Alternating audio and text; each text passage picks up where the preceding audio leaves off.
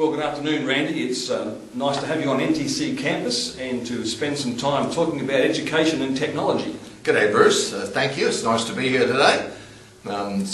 Looking forward to the opportunity just to share a bit of our experiences and what's happened. Yeah, my understanding is you kind of started teaching in some fairly rudimentary ways with technology, but have advanced significantly since those days. Yes, I started teaching 32 years ago at tertiary level, and I can remember first arriving at a small campus where we didn't have a photocopier.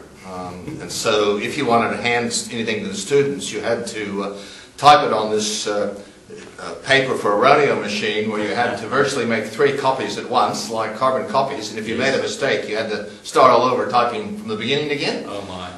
And the ink would run everywhere, and it was very difficult to get a clear copy for anybody. So virtually we didn't give our students any handouts, or almost none at all in those days. Right, right. So it was simply a lecturer standing in front of the classroom telling people what they should hear and learn, and they were quickly writing things down.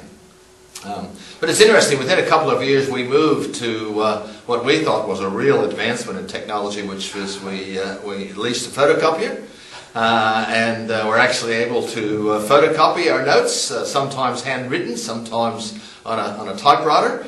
This is all pre-computer days, at least computer days for us. Yes. And over the next 10 to 12 years, that's the way we operated until we eventually bought our first computer, which we actually couldn't use in the classroom or teaching. We only used it for administrative purposes. Right. We probably didn't really move into using computerized technology until somewhere in the 90s, where we would begin to use it to prepare notes and lectures and things of that nature. And the advantage initially was that if we needed to make changes to anything, you could make them very easily, as opposed to the old system of typing them out on a paper. If you want to make changes, you had to retype the page, right, or all the notes. So probably the first real advancement for us in technology was the ability to edit and to change things quickly, and then to print them out for students. Yes, yes. I think from there, the next major shift was the arrival of the laptop notebook, where we could then begin to take our computers into the classroom.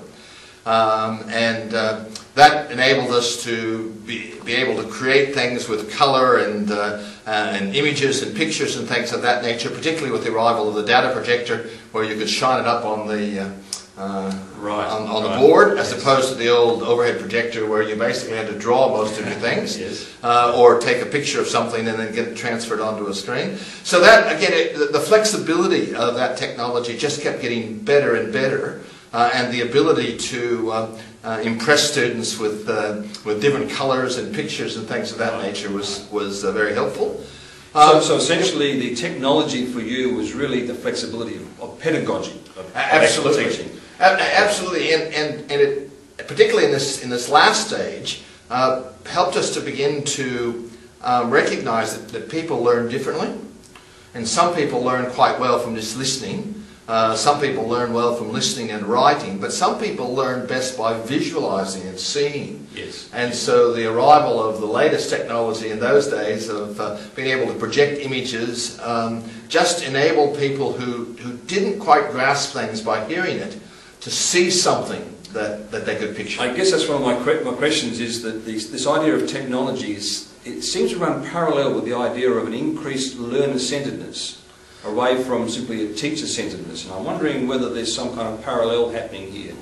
Yeah, I think that's right, and I think it's not the technology that's brought it. I think for whatever reason this has been coming in education, but yes, technology has rapidly moved into the area of education because of that that approach.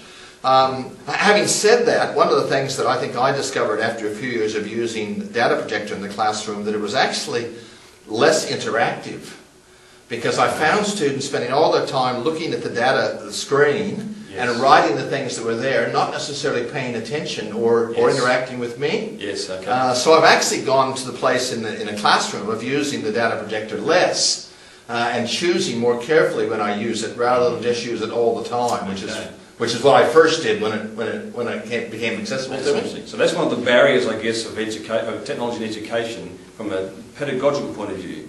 What about the uptake point of view of the teachers using it? How have you experienced that? Now, you obviously are not afraid of technology, but what about your colleagues? I wouldn't say I'm not afraid of technology. I think I have some of the same fears of others. I mean, I've started with both a theology and a philosophy of technology that says that technology is not new. Okay. It's just different kinds. And so I find a number of colleagues say, oh, you know, you don't want to use the latest technology because it's impersonal. And I say, well, actually, do you get your students to read books? How were they printed? Yes. Were they handwritten on, you know, parchment? Or has somebody used technology to produce those? How did those books actually get to your library? Right. Well, some kind of technology delivered them there. Right? How these days are the books checked out and recorded who's got them? There's technology being used. Yes. So for me, it's not a case of whether we do or don't use technology in pedagogy. It's a case of do we choose technology that enables and enhances the pedagogy? Okay. And if it does, we run with it. Okay.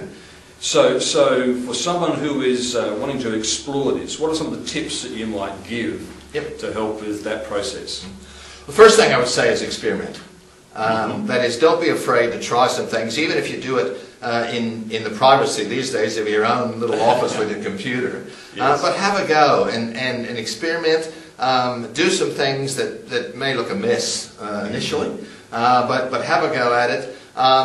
Use it initially sparingly, I think, because one of the problems I think oftentimes is people jump into technology, and like I did with the data projector, and all of a sudden everything I did had the data projector in it. Right. Okay. So it becomes a fad. So it becomes a fad, but also it becomes too much at times. Right. So I think that's one of them. I think the other thing is to spend a bit of time with people who use it. Okay. I think the use of technology is more about catching the possibilities than it is simply about learning the skills. Yes. The skills you can go and develop, there are people around who have that, but to see somebody using it is far more important. In fact, one of the reasons I push for the use of technology amongst our students is because if they're going to be in ministry and in a society and culture where technology is so much a part of it, they must be able to use and communicate it the same way in which people are used to hearing that communication or encountering it. Yes. Okay. So I actually think that I need to model the use of technology so that my students will see that this is a valid way of teaching. And so how do you use technology right now, say, to explore a particular biblical concept, for instance? Is there give me an example of that. Okay, well, we've actually gone to e-learning, so we're now starting to deliver subjects digitally. Okay, right. But there's a couple of things that we do. We at Sydney College of Divinity, we don't actually have face-to-face lectures. Right. So we're in a distance education mode. Right. So that obviously technology has greatly aided that in our ability to produce materials and provide them for students in all sorts of locations. Yes. But there's a number of ways in which I would use it. One, probably the most significant way that I use it oftentimes is simply by putting together a brief podcast or vidcast. We don't use it in vidcast, but podcast, where I can talk and explain to students a concept or an understanding of what's important, right, in what they're about to experience and learning in their reading from there on out. Okay? Yes. So that's one way. A second way, obviously, particularly with e-learning, is to be able to insert a video clip or something that you wouldn't be able to have in any other way except the technology allows you to do that. Now, you obviously can do that in the classroom if you have a video player or DVD player or whatever, but in using the contemporary technology, it's just so much easier to do that and then allow students to explore and discuss what they've picked up out of that.